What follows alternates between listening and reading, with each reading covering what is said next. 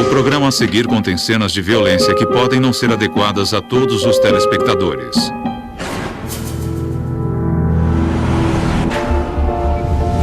Assassinatos não resolvidos. Foi uma tortura terrível. Violência devastadora pela qual não há a quem culpar. Não, eu não fiz isso. Como resolver um crime quando não há suspeitos? É possível revelar a face do mal? Existe uma escala que mede os recantos mais sombrios do comportamento humano. Dos assassinatos por impulso à violência alimentada pela loucura. Atos calculados de crueldade, tortura e brutalidade. A criminalística agora revela quem entre nós se encaixa no índice da maldade.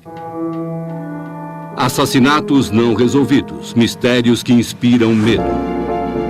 O assassino do batom aterroriza Chicago nos anos 40 após esquartejar uma menina de 6 anos de idade. Teria a polícia prendido o homem certo? A lenda dos assassinatos da Dália Negra começa com o cadáver seccionado de Elizabeth Short.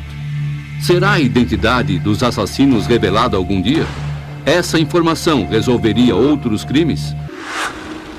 Fort Worth, Texas. Um cadáver é encontrado num armazém abandonado. 10 anos depois, um detetive ainda procura pelo assassino. Agora existe uma escala com 22 níveis que decodificam o motivo, o método e a mente dos assassinos.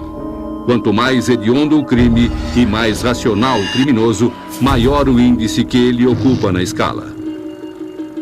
O criador do índice é o Dr. Michael Stone, psiquiatra forense da Universidade de Colômbia. Minha escala me ajuda a navegar nas águas turvas dos crimes violentos. Mas quando o assassino é desconhecido, o que se pode avaliar pelo índice é o próprio crime. O Dr. Stone vai usar sua escala para criar um perfil dos possíveis assassinos, analisando os crimes que ficaram sem solução. Como esses perfis desafiarão a escala do Dr. Stone? O que a natureza do crime revela sobre o criminoso? A vítima foi torturada? O assassino deixou um recado? Poderá o índice do Dr. Stone ajudar a revelar a face do mal? Junho de 1945. Os Estados Unidos respiram aliviados com o fim da Segunda Guerra Mundial. Mas em Chicago, há um assassino de mulheres à solta. A polícia encontra o corpo de Josephine Ross em sua própria cama. Seu colchão estava encharcado de sangue. Ela estava com a garganta cortada e a cabeça embrulhada num vestido. Mas no cadáver em si não havia sangue. A vítima foi banhada após a morte e seus ferimentos cuidadosamente fechados com fita adesiva. Uma testemunha viu um homem descendo pela escada de incêndio no dia da morte. O corpo lavado e os ferimentos fechados com fita adesiva são as únicas pistas. Mas depois de 2 meses não há suspeitos e ninguém foi preso. O caso esfria. 6 meses mais tarde, surge uma outra vítima. O corpo de Frances Brown é encontrado jogado sobre a banheira. Ela estava nua e com a camisola enrolada na cabeça. Frances levou 2 tiros e estava com uma faca de açougueiro enfiada na garganta. Como Josephine Ross, ela também foi banhada após a morte. Mas dessa vez, o assassino deixou mais do que um cadáver lavado. Na parede, com batom, ele rabiscou: "Por Deus, me apanhem antes que eu mate novamente. Não consigo me controlar." A forma como os corpos foram limpos convenceu a polícia de que o mesmo assassino era responsável pelos 2 crimes. Mesmo assim, não havia suspeitos, e a confissão na parede deixou o receio de que um assassino em série estava à solta. Os jornais o apelidaram de assassino do batom, e todos temiam que ele atacasse novamente. 7 de janeiro de 1946. Os pais de Suzanne Degnan descobrem que ela desapareceu do seu quarto. Agentes do FBI e policiais da cidade vasculham a vizinhança em busca da criança. Algumas horas depois, um policial encontra o que parece ser a cabeça de uma boneca num bueiro. Mas o que achou era, na realidade, o primeiro pedaço do corpo esquartejado de Suzanne. Partes do corpo da criança são encontradas espalhadas pelos bueiros do bairro. Parte do tronco estava enrolada num pijama azul. A autópsia revela que o corpo não foi cortado de qualquer jeito, mas cuidadosamente separado nas juntas com a perícia de um cirurgião. A polícia de Chicago nunca havia se deparado com tamanha brutalidade. Não havia qualquer pista e nenhum suspeito. O psiquiatra forense, Dr. Michael Stone, criou um perfil para o assassino desconhecido. Me parece improvável que um assassino de crianças seja responsável por todos os homicídios, mas posso presumir que o suspeito é com certeza um homem. Nos crimes do assassino do batom há alguns padrões. O mais evidente é o desejo de encobrir o crime. Ele lava os corpos, coloca fita adesiva sobre os ferimentos. Esconder os membros de uma menininha é quase como se ele não suportasse olhar o que fez. Podemos supor que ele foi vítima de violência no passado e seus crimes progressivamente se intensificaram, chegando a algo tão trágico quanto esquartejar uma criança. É um psicopata que possivelmente sofre de personalidade esquizoide. Por isso coloco o culpado, quem quer que tenha sido, no nível 18 da minha escala. Assassinos em série sexualmente perversos. O pânico se instalou após o assassinato de Suzanne Degnan. Os pais passaram a manter as crianças dentro de casa, com as portas e as janelas trancadas. Os jornais chamam os homicídios do assassino do batom de crime do século. Após 6 meses, a polícia finalmente prende um suspeito. Bill Hirons, de 17 anos, era um ladrãozinho barato fichado pela polícia. Ele foi apanhado arrombando uma casa no mesmo bairro onde Suzanne Degnan fora assassinada. Bill Hirons era um solitário. Aceito abaixo da idade normal pela Universidade de Chicago, ele era bom aluno e estava cursando engenharia elétrica. Hábil com as mãos, ele passava horas desmontando e montando coisas. Mas Hirons tem um outro lado. Aos 13 anos de idade, ele começou a roubar. Aos 17, estava arrombando apartamentos para roubar joias, dinheiro e até armas. Assassinos em série não surgem de repente. Há um período de gestação. De início, seus crimes parecem insignificantes, mas com o tempo tornam-se mais graves. O mal cresce. Bill Hirons leva 1 mês para confessar a autoria dos crimes. Pela sua colaboração, Hirons escapa da cadeira elétrica, mas recebe pena de prisão perpétua. No entanto, na prisão, Hirons alega que é inocente. Chicago acredita que está livre do assassino do batom. Mas o caso foi mesmo resolvido? O Dr. Stone vai à penitenciária Dixon para comparar seu perfil do possível assassino com o homem que está atrás das grades há 60 anos. Com 77 anos de idade, Hirons passou mais tempo numa prisão estadual de Illinois do que qualquer outra pessoa. É este o rosto de um assassino?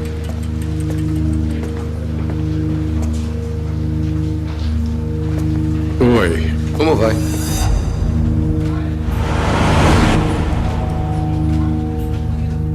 Você confessou o assassinato de 3 mulheres. 60 anos depois, eu pergunto se hoje confirma a autoria dos crimes ou foi algo que você não fez. Absolutamente, eu não fiz isso. Junho de 1946. A polícia de Chicago acredita que resolveu o crime do século e que prendeu o assassino do batom. Aos 17 anos de idade, Bill Hirons foi preso pelos violentos assassinatos de 2 mulheres e pelo esquartejamento de Suzanne Degnan. uma menina de 6 anos. 60 anos depois, Heirens continua preso pelos crimes que ele alega que não cometeu. Bill Heirens é mesmo o assassino do batom? O Dr. Stone avalia se o caso continua sem solução. Você confessou o assassinato de 3 mulheres. 60 anos depois, eu pergunto se hoje confirma a autoria dos crimes, ou foi algo que você não fez. Absolutamente, eu não fiz isso. O Dr. Stone continua sua entrevista para descobrir se Bill Heirens se encaixa no seu perfil de assassino. Acho que seria interessante ter uma ideia de como era a sua família. Havia discussões, principalmente por causa de dinheiro que o meu pai gastava em muitas outras coisas. Ele gastava em bebida? Receio que sim. Bill Heirens cresceu num bairro de classe média baixa de Chicago. Seus pais tinham pouco dinheiro e discutiam constantemente porque o pai bebia. Ele era uma criança curiosa, porém inconsequente. A mãe o apanhou certa vez no telhado, pronto para voar com asas de papel. Era um menino querendo fugir.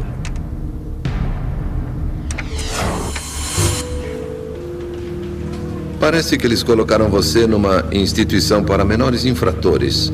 Delinquentes juvenis. Era um internato para meninos. E ali a gente só aprende o que não deve. O que aprendeu?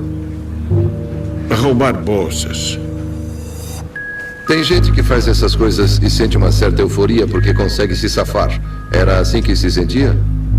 Não, acho que o que eu mais sentia era medo. Eu não sentia esse tipo de emoção. Na maioria das vezes eu devolvia o que roubava exatamente para o mesmo lugar. Quando estava criando o perfil do possível assassino, tive de me basear na cena do crime. Os esfaqueamentos brutais, a limpeza do corpo, o uso da fita adesiva e até o esquartejamento de uma criança. Diante de Bill Heirens, tentei imaginá-lo como um rapaz de 17 anos e me perguntei se ele seria capaz dessas coisas. Heirens se lembra do assassinato de Suzanne Degnan como se fosse hoje. 6 meses se passaram desde a morte brutal da menina e o público queria um suspeito a todo custo. Após um roubo mal feito, Heirens é interceptado a algumas quadras da casa da família Degnan. Ele passa um mês sendo interrogado. A polícia está convencida de que Bill Heirens é o assassino do batom, responsável por 2 assassinatos brutais e pelo esquartejamento de uma menina. Ele pode ser condenado à pena de morte. Heirens reconstitui diante da imprensa como teria sequestrado Suzanne de seu quarto. Para escapar da cadeira elétrica, Heirens confessa os 3 crimes. Não há julgamento. Ele é condenado à prisão perpétua. Quando a menina dos Degnan foi morta, o sensacionalismo foi tremendo. Os jornais não paravam. Sim. E todo mundo ficou com medo. O Daily News divulgou a confissão de Heirens antes que ele próprio desse uma declaração. Todos acreditam que ele seja culpado. A polícia estava fabricando provas contra mim. Quem? A polícia. A polícia. Investigadores. Digo isso pelo que foi publicado nos jornais naquela época. Heirens alega que a polícia de Chicago o submeteu a um interrogatório cruel. Em 1946, o acusado não era informado dos seus direitos. Heirens diz que lhe negaram um advogado. Ele alega que foi espancado, privado de água e comida, que recebeu injeções de pentotal sódico, o soro da verdade, e não se sabe por que foi submetido a uma punção na medula. Heirens alega que foi torturado. Depois de um mês de detenção sob o ataque incansável dos jornais e o escrutínio do público, Hirons confessou que era o assassino do batom. Você confessou o assassinato de 3 mulheres, e isso me traz à pergunta que deve estar intrigando as pessoas há 60 anos. O que fez você confessar? Porque eu iria a julgamento e com tudo aquilo que estava saindo nos jornais, eu seria condenado. Receberia a pena de morte. Mas se estivesse morto, não poderia provar que sou inocente. Eu tinha que continuar vivo. Eu estaria morto se não confessasse e não teria a chance de resolver aqueles crimes. Achei que conseguiria resolver sozinho. O caso continua sem solução? Hirons é o condenado que está há mais tempo cumprindo pena no estado de Illinois. Advogados e campanhas de âmbito nacional já tentaram ajudá-lo como alguém que foi condenado injustamente. Mas apesar de seu comportamento exemplar, todos os pedidos de liberdade condicional de Bill Hirons foram negados. O encontro com Hirons levanta uma questão importante. É improvável que ele fosse capaz de cometer os crimes que o assassino do batom cometeu. Ele simplesmente não se encaixa no meu perfil. Hoje, depois de todos esses anos, do que você mais se arrepende ou o que você lamenta na sua vida? Muitas coisas. Foi uma grande perda. Muito, muito grande. Eu poderia ter feito muitas coisas na vida, mas acabei passando 60 anos na prisão.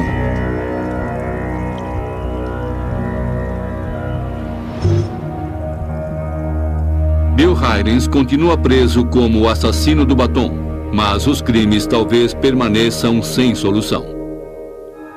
No entanto, a 3.000 quilômetros de distância, as respostas podem estar muito mais próximas. Steve Holdell, detetive aposentado da polícia de Los Angeles, recebe um telefonema no meio da noite. Seu pai, George Holdell, acaba de morrer aos 91 anos de idade. O que Steve descobre sobre o passado do pai pode resolver um dos mais notórios crimes sem solução. Los Angeles, 15 de janeiro de 1947. O cadáver nu de uma mulher é encontrado num terreno baldio. A cena é chocante. O rosto da mulher está cortado de orelha a orelha num riso hediondo. Eles encontraram um corpo cortado perfeitamente ao meio. Todo o sangue havia sido drenado. Havia sinais de tortura. E o corpo estava cuidadosamente ajeitado. Não foi simplesmente jogado, mas colocado deliberadamente naquela posição. A parte superior do tronco estava a 15 centímetros de distância das pernas. Os braços estavam erguidos acima da cabeça, dobrados num ângulo de 90 graus. Ela foi colocada a pouca distância da calçada para que seu corpo fosse visto. Ao lado do corpo mutilado, os policiais olham em choque. Eles jamais haviam visto coisa parecida. Os investigadores identificam a vítima como sendo Elizabeth Short, de 22 anos, aspirante a atriz em Hollywood. A autópsia revela que nenhum dos órgãos internos foram afetados. O corpo foi cortado pela metade com precisão cirúrgica. A polícia não tem pistas, mas o assassino é uma presença constante na investigação, fornecendo pistas intrigantes. O criminoso envia a bolsa da vítima para a polícia, juntamente com cartões postais enigmáticos que instigam o público. No decorrer dos meses seguintes, os jornais recebem várias mensagens do assassino provocando a imprensa sobre sua identidade. O psiquiatra forense Dr. Stone vê um padrão nesses crimes sem solução. É um indivíduo que está desesperado por reconhecimento. Ele quer o crédito pelo que fez. Como o assassino do batom, o assassino da Dália Negra tem necessidade de se comunicar com o público. A polícia investiga todas as pistas, mas o caso fica sem solução. O esquartejamento misterioso e dramático transforma Elizabeth Short numa vítima de assassinato com status de celebridade. Romances e filmes de Hollywood foram inspirados nesse caso sem solução. Legiões de fãs tornaram-se obcecados pelos detalhes do crime e por quem poderia ser o assassino. Quem teria o desejo de cortar aquela mulher pela metade? Na década de 40, todos em Hollywood pareciam suspeitos. Houve acusações em todas as direções, do gangster Bugsy Siegel ao legendário diretor de cinema Orson Welles. Mas a polícia de Los Angeles não conseguiu resolver o crime. O assassinato fica conhecido para sempre como o caso da Dália Negra. Steve Hodel era apenas um menino que morava em Hollywood quando o cadáver de Elizabeth Short foi encontrado. Quando ele entrou para a polícia em 1963, o assassinato da Dália Negra já era o caso sem solução mais famoso na história de Los Angeles. Agora, 50 anos depois, para o detetive aposentado, a natureza da morte de Elizabeth Short revela muito sobre o tipo de pessoa capaz de cometer um crime assim. Evidentemente foi uma tortura terrível, talvez de umas 2 ou 3 horas. O corpo foi perfeitamente separado ao meio. Só existe uma maneira de dividir um corpo, sem passar pelos ossos, e que é através da segunda e terceira vértebras lombares. Portanto, não foi um açougueiro quem fez isso, mas alguém com conhecimento profundo de medicina. Com mais de 40 anos de experiência no trabalho policial, o detetive Steve Hodel nunca encontrou um caso mais assustador. Mas ele jamais poderia imaginar a ligação pessoal que teria com o assassinato da Dália Negra, uma ligação de sangue. Após a morte de seu pai em 1991, Steve encontrou por acaso uma misteriosa foto em preto e branco de uma mulher nua. Era uma foto tirada pelo seu pai. Olhei a foto e pensei, por que esse rosto me parece familiar? Até hoje não sei porquê, mas foi a Dália Negra que me veio à lembrança. Steve acreditava que a foto era de Elizabeth Short, nua. Mas por que seu pai, o Dr. George Hodel, teria uma fotografia íntima da Dália Negra? Comecei a pesquisar a investigação. Eu realmente não sabia nada a respeito, embora fosse detetive, aquele o caso sem solução mais famoso da polícia de Los Angeles. Mas descobri que alguém com habilidades de cirurgião havia cometido o crime. E achei aquilo interessante. E meu pai era cirurgião, mas nunca me ocorreu que ele pudesse ser um suspeito. No entanto, à medida que Steve continua investigando, todos os detalhes do crime apontam para o único homem que poderia ser o assassino. Meu Deus, não pode ser. Mas existe essa possibilidade. O próprio pai de Steve, Dr. George Hodel. Steve ficou tão convencido que tomou para si a reabertura do caso da Dália Negra. No desenrolar da sua investigação, ele constata que há circunstâncias marcantes ligando seu pai ao assassinato. É o que Steve chama de impressões de pensamento. Numa impressão digital existem arcos, verticilos, presilhas. E eu vejo os pensamentos como arcos, verticilos e presilhas mentais. E juntei uma série de pontos que ligam George Hodel ao crime de várias formas.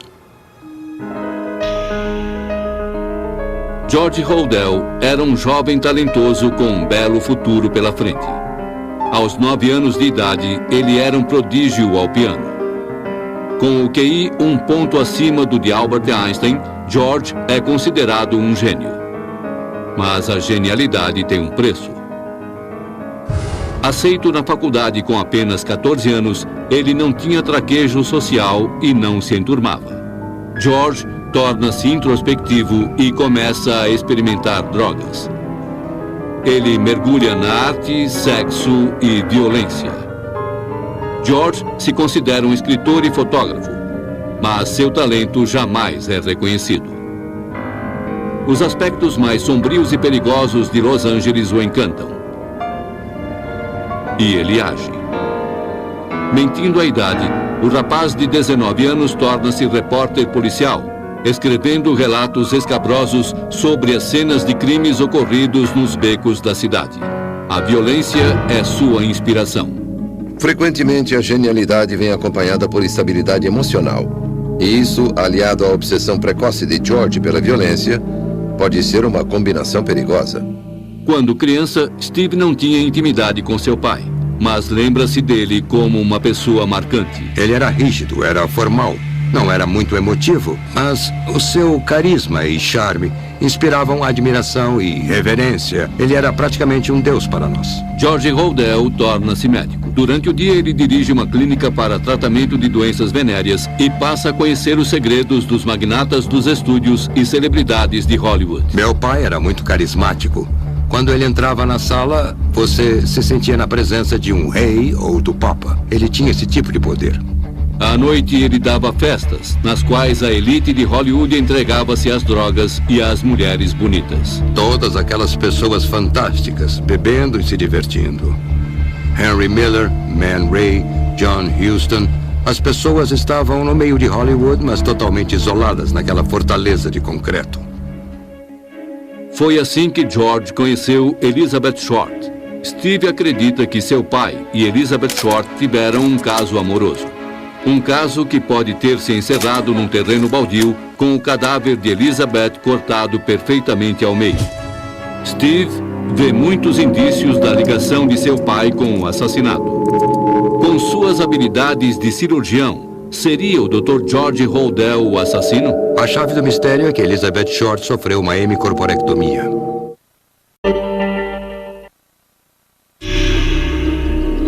Los Angeles é uma cidade intrigada pelo caso da Dália Negra há mais de 50 anos.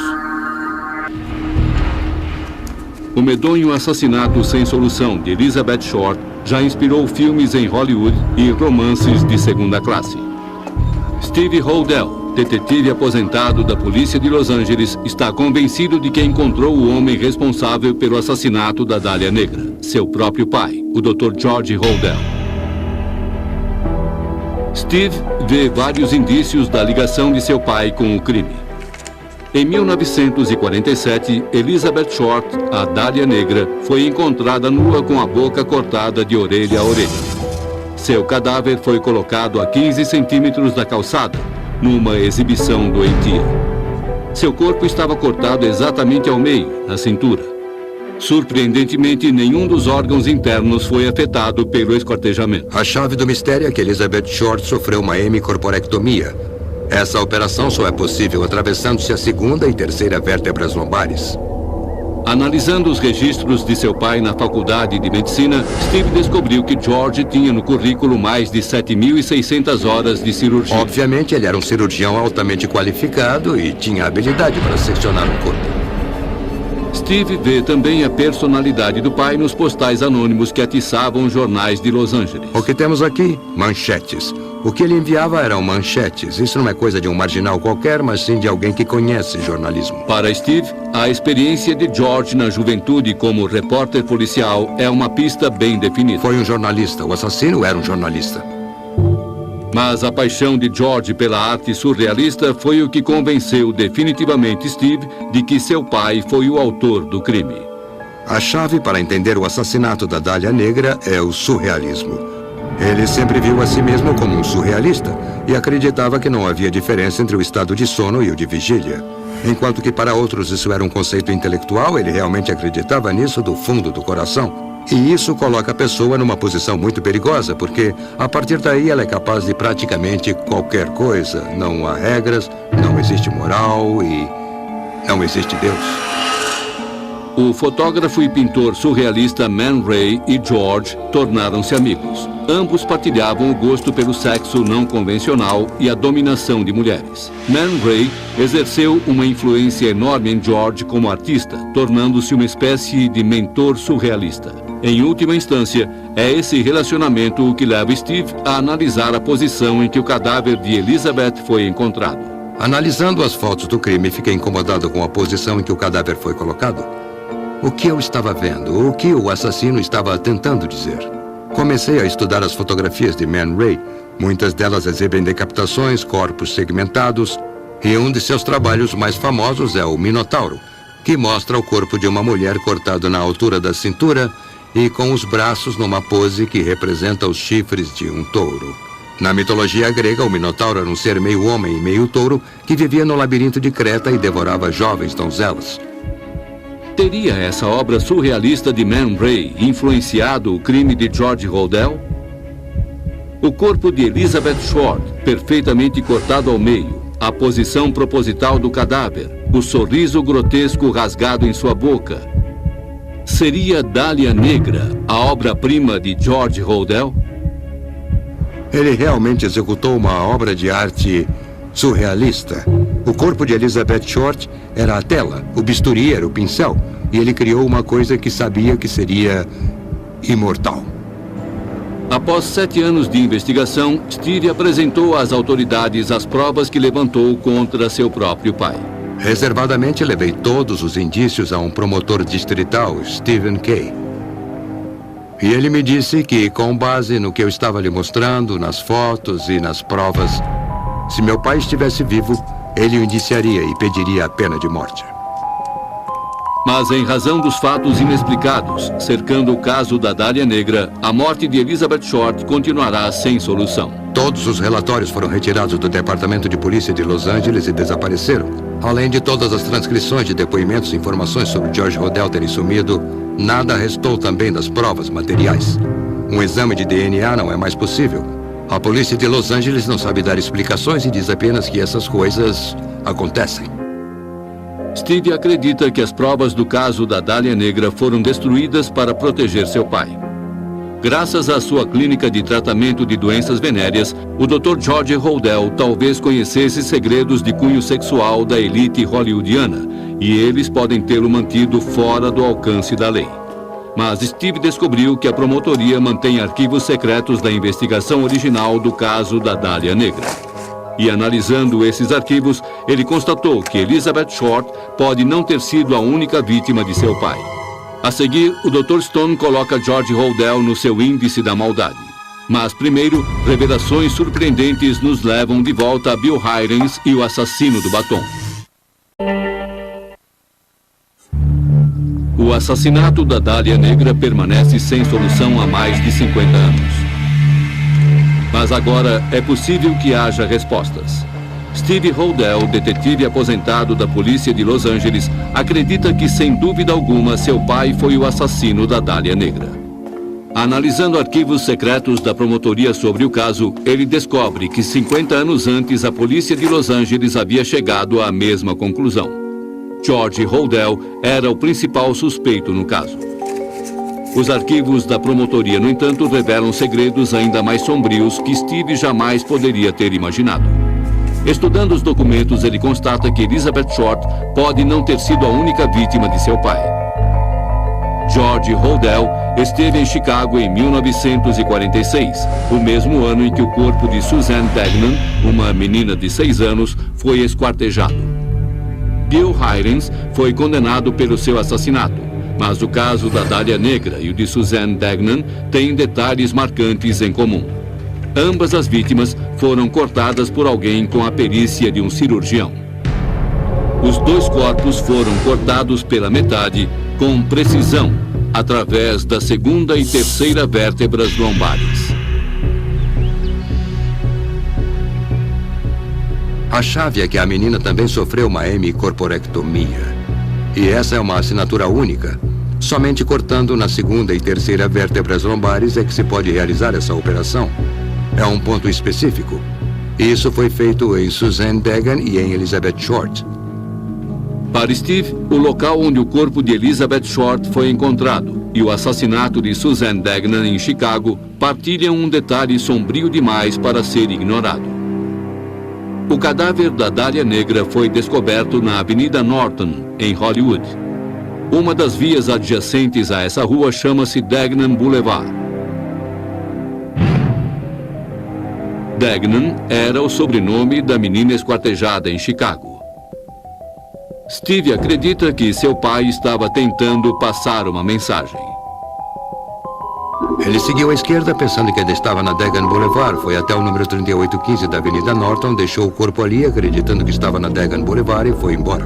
Aparentemente, em 1947, George Hodel entrou na rua errada. Sua declaração final passou despercebida. Eu creio que foi a sua grande provocação. Ele estava dizendo à polícia: se vocês forem realmente espertos, vão entender e vão ligar o assassinato de Suzanne Degnan ao da Dália Negra. Na verdade, Steve acredita que Elizabeth Short sabia quem era o autor da morte da menina e que isso levou ao seu próprio assassinato. O que hoje sabemos a partir dos arquivos da promotoria é que, de alguma forma, Elizabeth Short descobriu o envolvimento do meu pai. Acredito que ela descobriu que George era o assassino. E isso decretou a sua sentença de morte. Seria George Hodel o responsável por 2 dos mais perversos crimes da história? A mutilação de Elizabeth Short e o esquartejamento de Suzanne Degnan? É possível que ele tenha matado também as outras vítimas do assassino do batom? Seria Bill Heirens inocente da morte das 2 mulheres e da criança? O Dr. Stone analisa o perfil do Dr. George Hodel e a extraordinária possibilidade de que ele seja tanto o assassino do batom quanto o da Dália Negra. Julgando pelo perfil de cada um dos casos, é óbvio que o mesmo criminoso seria capaz de assassinar tanto Elizabeth Short quanto Suzanne Degnan. George Hodel era um homem profundamente perturbado, que, embora fosse brilhante, tinha um senso distorcido da realidade. Tenho todos os motivos para acreditar que George Hodel sentiu prazer com o horrendo assassinato de Elizabeth Short e que se orgulhou do que havia feito pelo resto da sua vida. Talvez nunca saibamos com certeza, mas pelo seu perfil, George Hodel seria mais do que capaz de cometer também os 2 primeiros crimes do assassino do batom. Se Steve estiver certo, George Hodel estaria no topo da minha escala, no nível 22. Assassinos psicopatas torturadores, para os quais a tortura é a principal motivação. Mas resta a questão de Bill Heirens, o homem que foi condenado como sendo o assassino do batom. Pela conversa que tive com ele, não acredito que seu perfil se encaixe no de um assassino. Mesmo que Steve Hodel tenha solucionado o caso da Dália Negra e do assassino do batom, pode ser tarde demais para salvar Bill Heirens. O mais triste é que temos um homem inocente encarcerado há 60 anos. Bill Heirens continua sendo o presidiário que está há mais tempo cumprindo pena em Illinois e sempre se declarou inocente. Apesar de movimentos jurídicos recentes e das chocantes revelações de Steve Hodel, a liberdade condicional de Bill Heirens continua sendo negada. O motivo pelo qual ele confessou foi para se salvar. Disseram que ele seria executado, eletrocutado, e se não confessasse, ele morreria. E ele fez a escolha certa. Um rapaz de 17 anos, espancado e sob forte pressão, ele acabaria morto. Ele estaria morto em menos de 1 ano, se não se declarasse culpado. Mas para Steve Hodel, não há dúvida de que seu pai, Dr. George Hodel, era um assassino em série. E com base na minha investigação de 7 anos, hoje sabemos que George Hodel foi o culpado pelo assassinato de Elizabeth Short, a Dália Negra. Além disso, estou convencido de que Bill Heirens não matou Suzanne Degnan, mas que está há 60 anos cumprindo pena por um crime que George Hodel cometeu.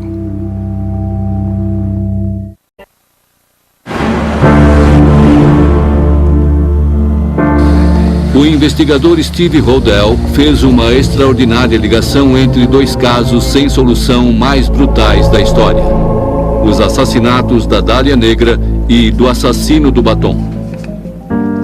Mas esses são apenas 2 casos no mar de crimes sem solução. Desde 1960, somente nos Estados Unidos, mais de 200 mil assassinatos permanecem sem solução. E a cada ano, outros 6 mil casos esfriam e são acrescentados a esse total. Sem provas, pistas ou testemunhas, os investigadores muitas vezes têm dificuldade para encontrar um assassino. Em praticamente todas as cidades dos Estados Unidos, assassinatos continuam sem solução. 25 de fevereiro de 1994, em Fort Worth, no Texas. O investigador de homicídios Manny Reyes recebe um chamado. Um corpo foi encontrado num armazém. A vítima é um homem branco que foi gravemente espancado e alvejado 2 vezes. Pegadas sangrentas cercam o corpo. A carteira, ainda no bolso de trás da vítima, revela sua identidade: James McVeigh Jr., de 39 anos. A picape de James estava destrancada e repleta de ferramentas caras. As chaves estavam no seu bolso de trás. Não havia sinais aparentes de roubo. E, além disso, o rosto de McVeigh estava totalmente pintado com tinta spray azul. Eles foram além do assassinato. Fizeram com ele muitas coisas que nunca tínhamos visto antes. Os indícios reunidos no local não fornecem qualquer resposta e a investigação dos antecedentes da vítima não revela qualquer motivo ao detetive Reyes. Não havia nada sobre ele, sobre seu estilo de vida ou seu trabalho que pudesse contribuir para sua morte. O detetive encontra uma testemunha que diz ter visto a picape de McVeigh cercada por 2 outros carros. Mais de um assassino pode estar envolvido. Ele não teria de forma alguma ido ao local por conta própria. Alguém entrou na picape com ele e o forçou a seguir outro carro. Teriam de ser pelo menos 3. O motorista do carro da frente, alguém com a vítima na picape e o motorista do outro carro. Durante 6 meses, Reyes tentou resolver o caso, mas não pôde estabelecer um motivo ou encontrar um possível suspeito. O Dr. Stone avalia o local da morte de McVeigh e aplica o seu índice para compor melhor um perfil possível do assassino. Podemos apenas especular o que aconteceu naquela noite, mas os detalhes da investigação afetam muito o posicionamento dos criminosos na minha escala. Se o assassinato de McVeigh foi causado por mais de uma pessoa, isso demonstra um grau hediondo de premeditação e planejamento. Não houve roubo, e isso sugere que o único motivo para o assassinato foi a emoção de matar aquele homem. Será que o rosto de McVeigh foi pintado antes da sua morte? Se for o caso, essa seria uma forma bizarra de tortura. Eu colocaria os assassinos no nível 16 da minha escala, que reserva aos psicopatas que cometem atos repetidos de extrema violência. Aqui é Reyes. Eu preciso do material da sala de provas. Já se passaram 10 anos desde a morte de James McVeigh. Não há pistas. Mas Reyes está novamente examinando as provas colhidas no local do crime, na esperança de encontrar algo que possa ter passado despercebido.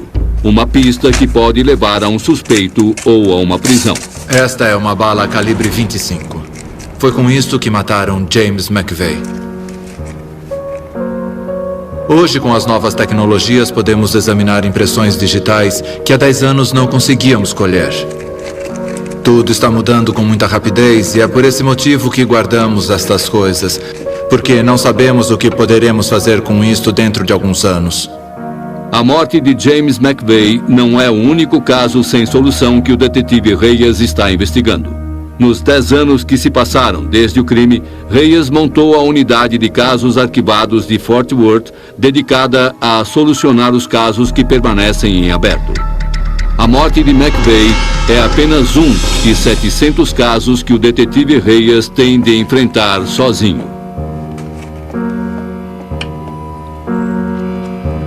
Não posso dizer que algum dos meus casos jamais será solucionado. Isso não existe. Não posso pensar dessa forma. A qualquer momento, alguma coisa pode acontecer em qualquer um dos casos. Versão brasileira DPN Santos. Assassinatos não resolvidos. A busca de respostas e as soluções para o desconhecido. A análise do Dr. Stone sobre a mente perversa é apenas uma peça no quebra-cabeça. Criar um perfil psicológico a partir do seu índice pode ajudar os investigadores a encontrar suspeitos e resolver os mistérios dos crimes violentos.